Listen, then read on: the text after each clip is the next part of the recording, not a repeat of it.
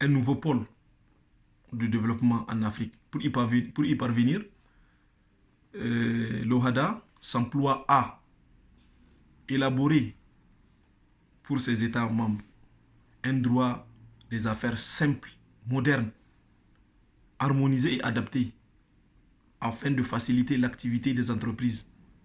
Ce droit commun est contenu dans les actes uniformes qui, une fois adoptés, s'appliquent de façon identique dans l'ensemble des États membres.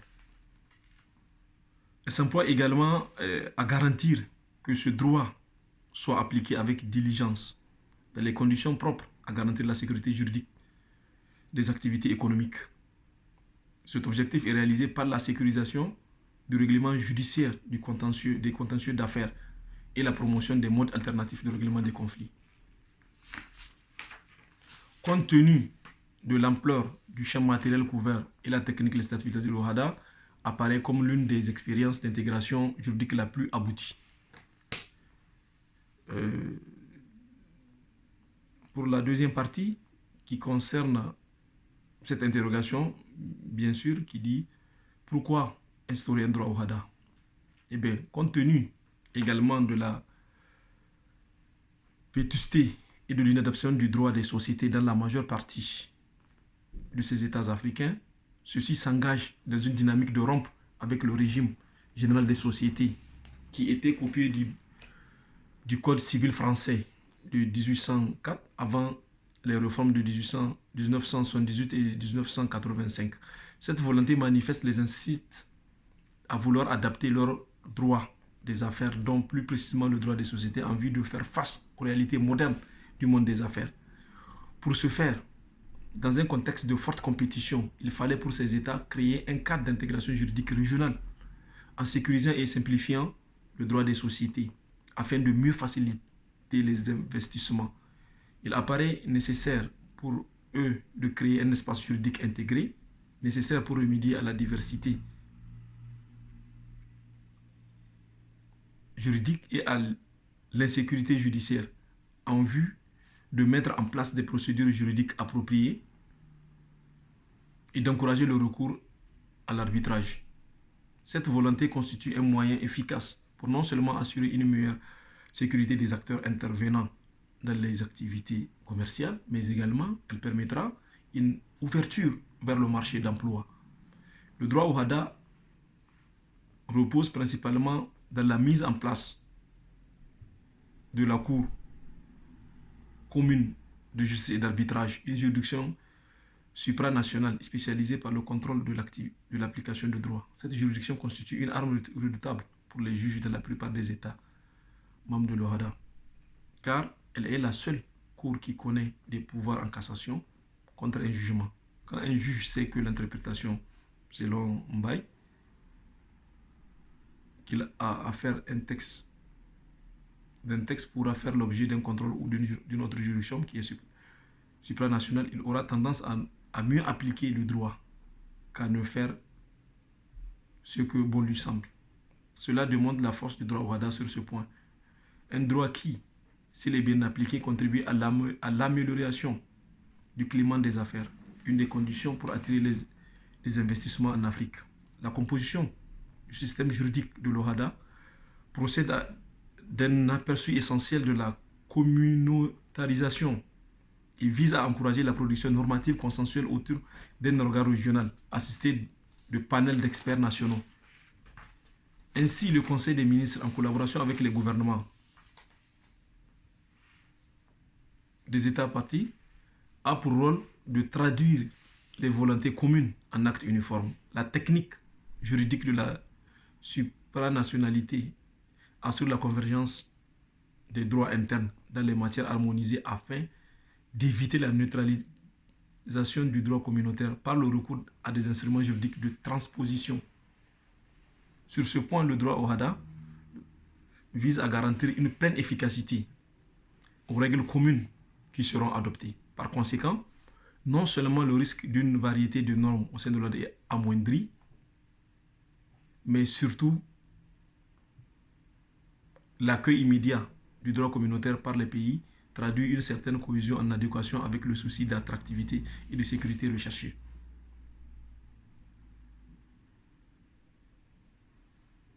Ainsi, les actes uniformes s'inscrivent dans une démarche d'adaptation aux critères de libéralisation internationale.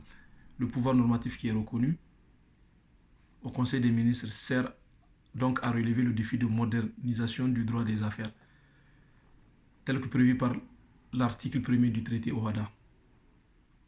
L'impératif de sécurisation de l'environnement judiciaire qui doit normalement conduire à la mise en place des nouveaux droits guide aussi le législateur de l'OHADA. C'est pour cette raison que le traité OHADA encourage la réglementation de l'arbitrage et la rationalisation de l'organisation judiciaire au sein des États membres. Le penchant des initiateurs de l'OHADA a privilégié l'arbitrage pour la résolution des litiges nés de l'application des actes uniformes démontre la prise en compte du modèle de la souplesse dans l'élaboration de l'infrastructure juridictionnelle. Ainsi, l'adéquation d'un droit moderne à une justice rapide est au centre des préoccupations des actes uniformes. Les actes uniformes sont de toute évidence les réceptacles d'un réalisme juridique africain tourné vers la satisfaction d'enjeux économiques. Dans un tel contexte, les législations nationales et communautaires deviennent des champs d'attraction au même titre que n'importe quel produit destiné à doper le développement. Pour la troisième partie, il s'agit évidemment d'une interrogation. L'objectif est-il atteint? Après des années d'existence, établir un bilan de l'OHADA paraît prématuré. Certes, des réalisations importantes ont été faites en application du traité OHADA. Au plan législatif, 10 actes uniformes sont déjà disponibles sur des matières aussi diverses que le droit commercial, le droit des sociétés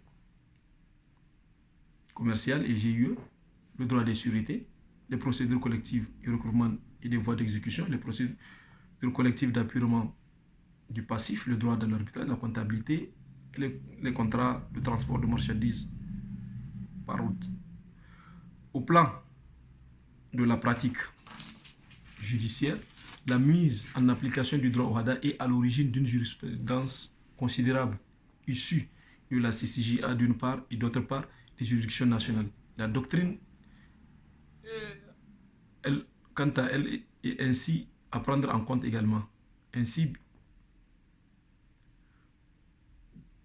une bibliographie abondante est en ligne et regroupe d'éminents juristes de l'espace OHADA. Cependant, d'une part, la relative jeunesse de l'organisation communautaire pourrait justifier le nombre de manquements, d'autant plus que la plupart des textes sont en cours d'appropriation par les États membres. En effet, la procédure de la composition du cadre juridique communautaire s'accompagne d'un suivi de la promotion de l'OHADA et de ses produits au niveau des investisseurs nationaux et d'un rééquilibre de compétences entre les organisations d'harmonisation du droit des affaires existantes. Il s'y ajoute que les règles communes et la capacité des institutions de l'OHADA doivent être mises à l'épreuve, afin d'évaluer leur fiabilité. D'autre part, l'objet d'harmonisation de l'OHADA est très diversifié.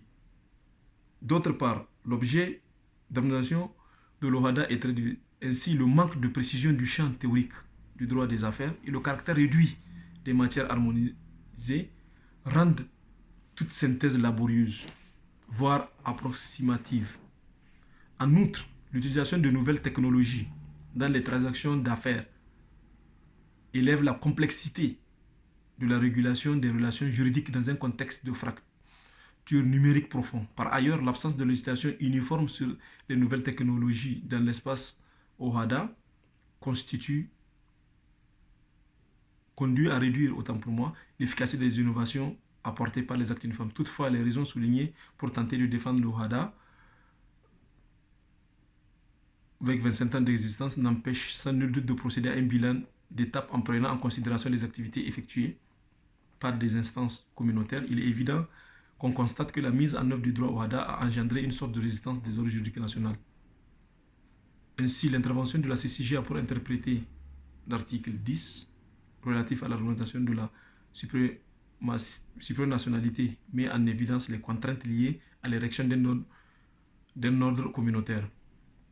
La persistance de ces blocages structurels affecte la cohérence du droit de l'OHADA. C'est pourquoi l'étude critique des progrès réalisés par le réalisateur communautaire dans le cadre de l'organisation des législations nationales trouve un fondement pertinent. Par ailleurs, l'OHADA s'est fixé des objectifs à atteindre dans la sécurisation juridique et judiciaire de son environnement économique. Par conséquent, la recherche de la souplesse et de la simplicité des normes du nouvel ordre juridique communautaire est perçue comme une condition d'efficacité de l'attractivité du droit de l'OHADA. La vérification de l'adéquation entre les objectifs poursuivis et l'état d'avancement de la convergence nationale permet d'explorer les chances de survie de l'organisation du droit des affaires.